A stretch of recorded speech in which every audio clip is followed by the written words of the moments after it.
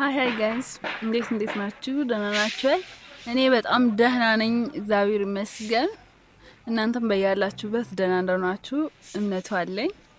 ቤተሰቦቼ ደህና ናችሁ? እንዴት ናችሁ? አላችሁልኝ? እኔ ያለሁላችሁ በጣም እግዚአብሔር ይመስገን። እና ደግሞ ለዚህ ፋሚሊ አዲስ የሆናችሁ እንኳን ደህና መጣችሁ፣ ፋሚሊ የሆናችሁ እንኳን ደህና ቆያችሁ። እኔ በጣም ደህና ነኝ፣ እግዚአብሔር የተመሰገነ ይሁን። እና ዛሬም ደግሞ በድጋሚ በአዲስ ቪዲዮ መተናል ማለት ነው። ስለዚህ ቪዲዮን ስትጀምሩ ላይክ ያደረጋችሁ እንድትጀምሩ በጣም በታላቅ ትህትና ጠይቃችኋለሁ። ደግሞ ቤተሰብ ያሉናችሁ ሰዎች ሰብስክራይብ እያደረጋችሁ ቤተሰብ እንድትሆኑ ላችኋለሁ። ይሄ አዱ ፋሚሊ ይባላል። ሁላችሁም ሰብስክራይብ እያደረጋችሁ ቤተሰብ ሁኑ። ሌሎቻችሁ ደግሞ ቪዲዮውን ላይክ ያደረጋችሁ ሼር በማድረግ እንዲሁም ደግሞ ኮሜንት በመስጠት እንድታበረታቱኝ እላችኋለሁ ማለት ነው። በዛሬ ቪዲዮአችን ደግሞ እንድንመለከት የሚፈልገው ነገር ምንድነው? ተስፋ ስላለ መቁረጥ ነውና አንዳንድ ጊዜ የሆነ በጣም ለፍተን የሆነ ነገር ለማግኘት የሆነ ነገር ለማሳካት በጣም ብዙ ጥረን በጣም ትንሽዬ ውጤት እናገኛለን። በጣም ያልጠበቅነውን ነገር ማለት ነውና እኛ በፈለግነው ፍጥነት ነገሮች ላይ ሄዱ ይችላሉ ምናምን በቃ የሆነ እንታገላለን፣ እንገባለን፣ እንወጣለን፣ የሆነ ያለንን አቅም በሙሉ ጨርሰን እንታገላለን። ግን ደግሞ በቃ የሆነ ነገሩ ውጤቱ በጣም የሚያረካን አይሆንም ማለት ነው። አንዳንድ ጊዜ እንደዚህ አይነት ነገሮች ይፈጠራሉ። ከዛ ደግሞ ያ ተስፋ እንድንቆርጥ ያደርገናል ማለት ነው። በቃ ተስፋ ቆርጠን ነገሩን ራሱ እንድንተው ሊያደርገን ይችላልና ግን ደግሞ ያ እንደማያስፈልግ ነው እኔ የማስበው። የሆነ ነገር በቃ አምነንበት ከጀመርን ይሄ ስራ ለኔ ያዋጣኛል ወይም ይሄን ነገር ባደርግ መልካም ነው ብለን ከጀመርን ያ ነገር እስከሚሳካ ድረስ ደጋግማ መሞከር አለብን ማለት ነው። ምናልባት ይሄ ለኛ ያልተሳካ የሚመስለን ጊዜ የኛ ጊዜ ሊሆን ይችላል፣ የኛ ቀን አቆጣጠር ሊሆን ይችላል። የፈጣሪ ጊዜ አልደረሰም ይሆናል ያልተሳካልን ማለት ነውና ያሰብነውን ነገር ያልጨረስነው ያሰብነው ነገር ሳይሆን የቆየው በእኛ ጊዜ ነው ሊሆን የሚችለው ማለት ነው። የፈጣሪ ጊዜ ሲደርስ ደግሞ ሳይሆን የሚቀር ነገር የለም። ስለዚህ እኛ ብቻ ምን ማድረግ መቀጠል አለብን? መሞከራችንን፣ መስራታችንን በቃ ያለንን አቅም አሟጠን ለዛ ነገር ስኬት መጠቀማችንን መቀጠል መቻል አለብን ማለት ነውና አንድ ቪዲዮ አለ፣ ያላያችሁ ሰዎች ካላችሁ ገብታችሁ ማየት ትችላላችሁ።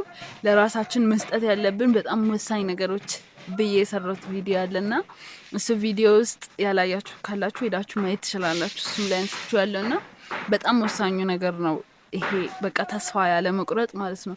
የምር ዝም ብላችሁ ስታዩ እኮ በዚህ ዓለም ላይ ያለ ሰው ሁሉም የሚኖረው በተስፋ ብቻ ነው። በቃ ከትላንት ዛሬ ከዛሬ ነገ ይሻላል በሚል ነው የሚኖረው ሁሉም ሰው ማለት ነው። ሰዎች እኮ ራሳቸውን የሚያጠፉት ስለ ነገያቸው ተስፋ ሲያጡ ነው። ነገን ይሳካልኛል፣ ይሄ አሁን ያለውበት ሁኔታ ያልፋል ብለው ማሰብ ሲያቅታቸው ነውና እውነት ለመናገር ብዙዎቻችን እኮ ዛሬ ያለንበት ሁኔታ ደስ አይልም። በቃ የሆነ ይደብራል፣ ደባሪ ነው እና የፈለግነውን ነገር አላገኘንም ይሆናል። በቃ ባሰብነው ፍጥነት ነገሮች እየሄዱ አይደለም ይሆናል። ግን ነገ የተሻለ እንደሚሆን ተስፋ ማድረግ መቻል አለብን። ተስፋ ቆርጠን መተው የለብንም ማለት ነውና ለዛ ሁሌም መታገል፣ ያው ቁጭ ከማለት መቆም ይሻላል። ከመቆም ደግሞ በተቻለ ፍጥነት መራመድ ይሻላል ማለት ነው። እና በጣም የምታየን ብርሃን መንገዱ ላይ ስንሄድ በጣም ትንሽዬ ብትሆንም ያችን ብርሃን ተከትሎ የሄደ ሰው ትልቁን ብርሃን ሳይደርስ አይቀርም ማለት ነው።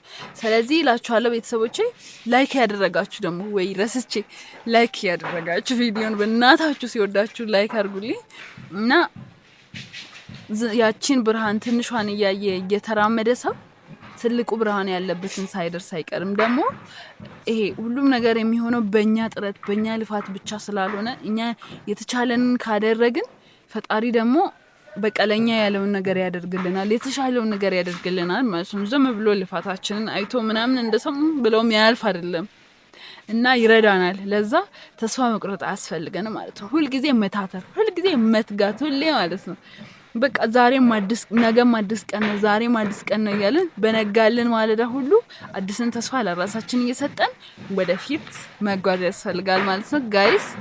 እንደዛ ነው የምላችሁ። በፍጹም ተስፋ አትቁረጡ። አሁን በምንም አይነት ሁኔታ ውስጥ ብትሆኑ ተስፋ አለ ማለት ነው። ያልፋል የሚል ተስፋ ልጠፋ አይገባም። ሌላኛው ቪዲዮ ነው ደግሞ እሱንም ገብታችሁ ማየት ትችላላችሁ። ያልፋል የሚል ተስፋ ከውስጣችን ልጠፋ አያስፈልግም። የሆነ ያለንበት ሁኔታ ከባድ ከሆነ ያ ሁኔታ እንደሚያልፍ ተስፋ ማድረግ አለብን።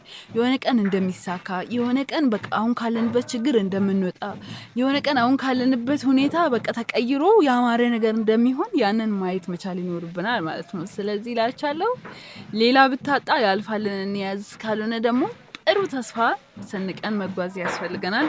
በሚያጋጥሙን ፈተናዎች በሚያጋጥሙን ነገሮች ተስፋ ቆርጠን ከመውደቅ ይልቅ ፈተናዎቹ ሊያስይዙን ይገባል ማለት ነው። የበለጠ እንድንሰራ፣ የበለጠ እንድንተጋ፣ የበለጠ ወደፊት እንድንጓዝ ሊያደርጉን ይገባላችኋለሁ።